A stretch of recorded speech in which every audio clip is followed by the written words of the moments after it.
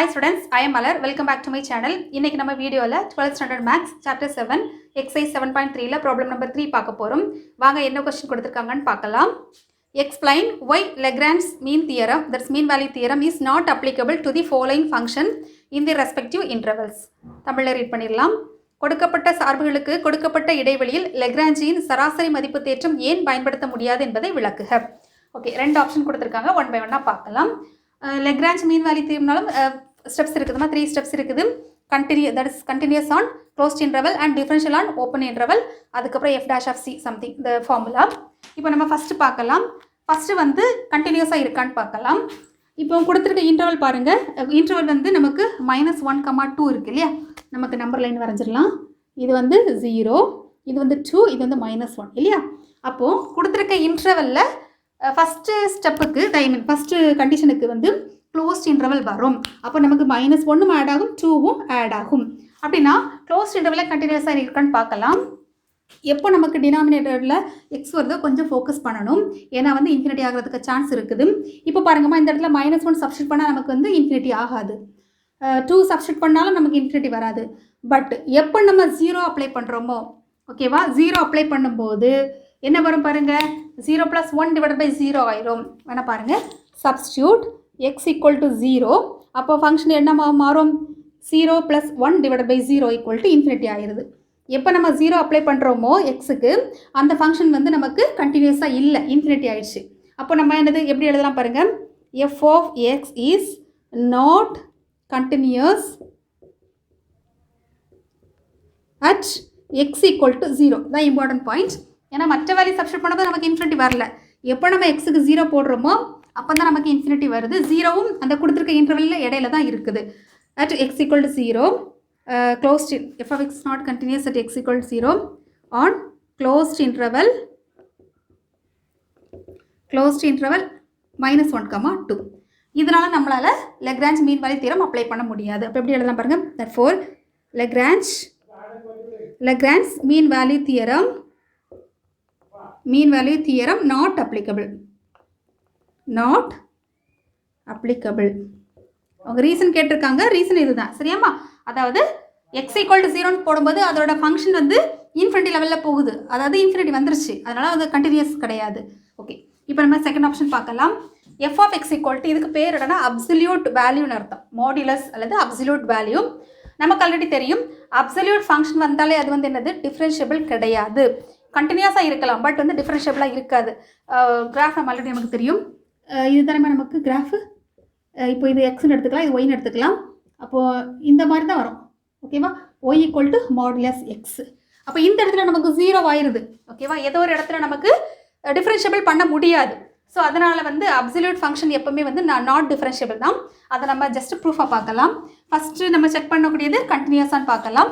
கண்டினியூஸ்க்கு first என்ன பண்ணணும், கொடுத்துருக்க இன்டர்வலை நம்ம சப்ஸ்டியூட் பண்ணலாம். இந்த இடத்துல ஓகே, இந்த இடத்துல நம்ம என்ன பண்ணுறோம், சப்ஸ்டியூட் பண்ணுறோம். -1, 3. இப்போ நமக்கு டினாமினேட்டரில் எக்ஸ் டேர்ம் இல்லை, அப்போ கண்டிப்பாக அது வந்து கண்டினியூஸ் தான், ஏன்னா இன்ஃபினிட்டி வராது. எந்த வேலையை சப்ஸ்டியூட் பண்ணாலுமே நமக்கு இன்ஃபினிட்டி வராது. அப்போ நம்ம எப்படி எழுதலாம் பாருங்க, f of x is continuous on closed interval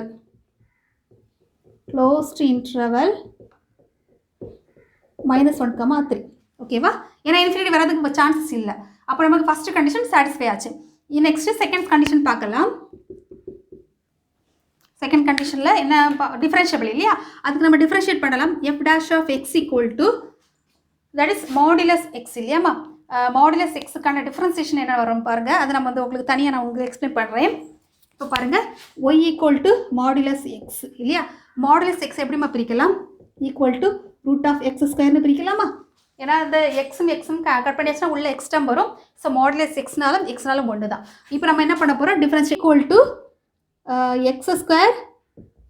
இதை நம்ம எப்படி நம்ம மாடிஃபை பண்ணலாம், x² நம்ம எப்படி எழுதலாம், the whole power 1/2 எழுதலாமா. நெக்ஸ்ட் இதை டிஃப்ரென்ஷியேட் பண்ணும்போது என்ன வரும், dy/dx = 1/2 இன்று x². அதோட முடியாது, அக்கார்டிங் டு செயின் ரூல் பிரகாரம் x² டிஃப்ரென்சியேஷன் வந்து நமக்கு 2x வரும் இல்லையா. அப்போ நெக்ஸ்ட் இந்த 2 கேன்சல் ஆகும், நமக்கு என்ன கிடைக்கும் பாருங்கள், x² x, sorry x² the whole power -1/2 வரும் இல்லையா. எக்ஸ் ஸ்கொயர், அடுத்தது பவர் 1/2 இருக்குது, 1/2 மைனஸ் 1/2 மைனஸ் 1 இல்லையா? அப்போ நம்ம இதை சிம்பிளிஃபை பண்ணும்போது என்ன வரும்? எக்ஸ் ஸ்கொயர் 1/2 மைனஸ் 1, அதாவது அரையிலேருந்து மைனஸ் 1 செப்பரேட் பண்ணிச்சுன்னா மைனஸ் 1/2 வரும் இன்ட்டு எக்ஸ் இல்லையாம்மா? இது நம்ம எப்படி எழுதலாம் பாருங்கள், இந்த ஹோல் டேர்மை நம்ம எப்படி எழுதலாம்? எக்ஸ் பை எக்ஸ் ஸ்கொயர் இப்படி எழுதலாமா? தெளிவாக எழுதுகிறேன். எக்ஸ் பை இந்த டேர்மை நம்ம இப்படி எழுதலாம், கீழே கொண்டு வந்துச்சு. Minus the whole power minus 1/2 இருக்கிறனால கீழே மைனஸ் 1/2 ரூட் டேர்ம்னு அர்த்தம். மைனஸ் இருக்கிறனால நம்ம டினாமினேட்டர் டேர்ம் கொண்டு வந்துட்டோம். இது நம்ம எப்படி எழுதலாம்? எக்ஸ் பை தட்ஸ் ரூட் 2 நம்ம என்னது மாடுலஸ் எக்ஸ் தானே எடுத்தோம். இந்த இடத்துல ரூட் ஆஃப் எக்ஸ் ஸ்கொயருக்கு வந்து 1 இந்த டேர்ம் வந்து மாடுலஸ் எக்ஸ். அப்போது டிஒய் பை டிஎக்ஸ், அப்போ ஆன்சர் என்னமா கிடச்சிருக்கு நமக்கு? That is x by modulus root x. சரியா? இந்த ஃபார்முலா நம்ம எதுக்கு யூஸ் பண்ணலாம்? அப்சல்யூட் ஃபங்க்ஷன், அப்சல்யூட் வேல்யூ என்ன கொடுத்துருந்தாலும் நம்ம அதை யூஸ் பண்ணலாம். அப்போது ஃபார்முலா எடுத்து எக்ஸ் பை மாடுலஸ் எக்ஸ். இந்த இடத்துல மாடுலஸ் எக்ஸுக்கு பதிலாக 3x + 1 இருக்க அவ்வளோதான். அப்போ டிஃபரன்ஷியேட் பண்ணும்போது என்ன வரும்? X 3x + 1 the whole divided by modulus x இல்லையா? அப்போ மாடுலஸ் 3x + 1 அதோட முடியாது, இங்கே செயின் ரூல் இல்லையா? அப்போது 3x எக்ஸை டிஃபரன்ஷியேட் பண்ணும்போது இன்ட்ரு 3ங்கிறது வரும். சரியாம்மா? ஓகே, இப்போ நம்ம இதுக்கு இந்த இன்டர்வல் என்னது? -1, 3 இல்லையா? Differentiable on open interval. இப்போ நம்ம இந்த இடத்துல -1க்கும் 3க்கும் இடைப்பட்ட நம்பர் நம்ம சப்ஸ்டியூட் பண்ணியாச்சுன்னா இன்ஃபினிட்டி வரக்கூடாது. இதில் டினாமினேட்டரில் நமக்கு எக்ஸ்ட்ராம் இருக்குது. அப்போ கண்டிப்பாக டினாமினேட்டரில் இன்ஃபினிட்டி வரதுக்கு வாய்ப்பு இருக்குது, 0 வரதுக்கு வாய்ப்பு இருக்குது. எப்படின்னு பாருங்கள். இதை நம்ம இந்த இடத்துல என்ன வேல்யூ சப்ஸ்டியூட் பண்ணால் 0 வரும் பாருங்கள். ஒன்றும் இல்லை, ரொம்ப சிம்பிள் தான். 3x + 1 இருக்குல்ல, 3x + 1 நம்ம 0க்கு ஈக்குவேட் பண்ணலாம். அப்போது எக்ஸோட வேல்யூ என்ன வரும்? -1/3 வரும். அப்போது இந்த இடத்துல இந்த எக்ஸுக்கு பதிலாக -1/3 சப்ஸ்டியூட் பண்ணியாச்சுன்னா என்ன வரும்?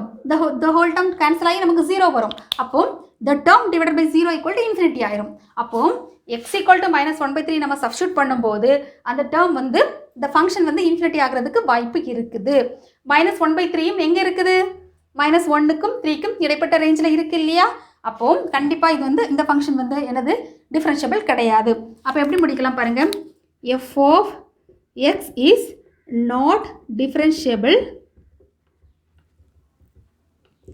at x = -1/3 on the open interval -1, 3. புரியுதாமா? -1 that's -1/3ங்கிறது -1க்கும் 3க்கும் இடைப்பட்ட ரேஞ்சில் இருக்குது. ஓப்பன் இன்டர்வலில் -1 இன்க்ளூட் ஆகாது. பட் நமக்கு வந்து இது அப்ராக்சிமேட்டாக 0. என்ன வரும்?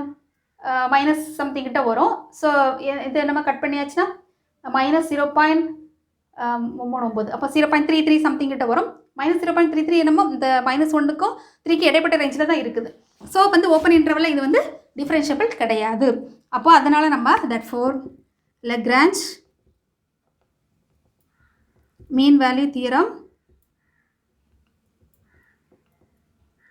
not applicable. இது ஜென்ரல் ஃபார்முலாமா, ஞாபகம் வச்சுக்கோங்க. y = மாடுலஸ் எக்ஸ்ன்னு கொடுத்துருந்தாங்கன்னா அதோட மாடுலஸ்னாலும் சரி தான், அப்சல்யூட் வேல்யூனாலும் சரி தான். இதோட ஃபார்முலா என்னது? x by modulus x. ஓகேவா? அது எப்படி வந்துங்கிறத எக்ஸ்ப்ளனேஷன் தான் அங்கே கொடுத்துருக்கேன். இதை நீங்கள் டேரெக்டாக நீங்கள் இப்போ சப்ஸ்டியூட் பண்ணியாச்சுன்னா ஈஸியாக முடியும். அவ்வளோதான்.